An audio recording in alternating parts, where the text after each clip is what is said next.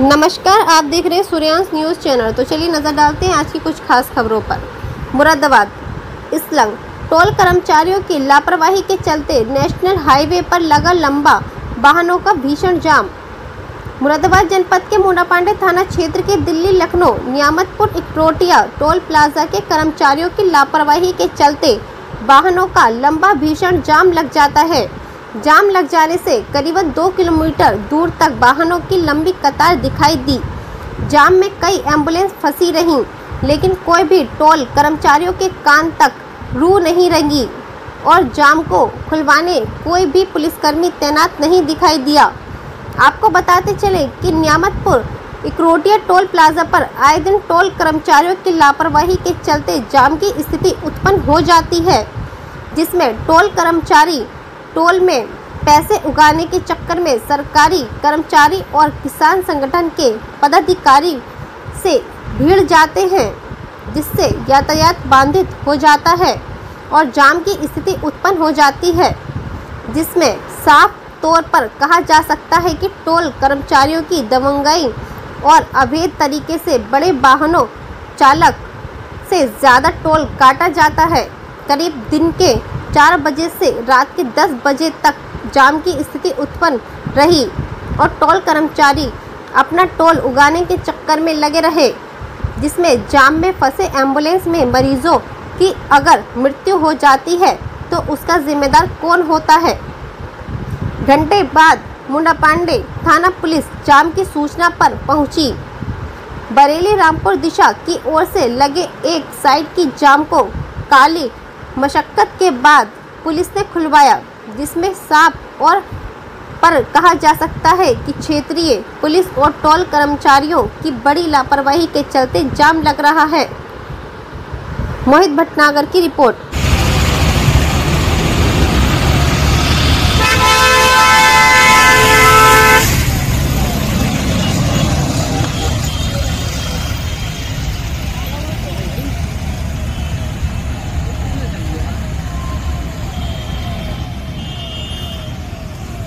नाम असलम चौधरी।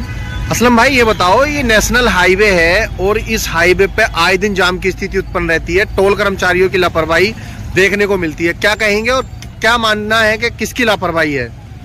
देखिए, सबसे पहले तो मैं बताना चाहूँगा कि यहाँ पर जाम की समस्या बेहद ज़्यादा है और इतनी ज़्यादा जाम की समस्या हो गई है कि लोकल के लोगों के साथ ही साथ यहाँ पे जितने भी देश और में अलग अलग राज्यों से लोग गुजरते हैं, वो यहाँ से जाम की समस्या से बहुत ही बुरी तरह से जूझ रहे हैं। और जाम की समस्या का मुख्य कारण टोल कर्मचारियों की लापरवाही है, क्योंकि जब भी कोई भारी वाहन या कोई छोटा वाहन फास्टैग लाइन से गुजरता है और अगर उसका फास्टैग रीड नहीं हो पाता है तो ये लोग क्या करते हैं कि उस लाइन को रोके रखते हैं, बहुत देर तक रोके रखते हैं। उसके बाद पूरी लाइन को वापस उल्टा जाना पड़ता है।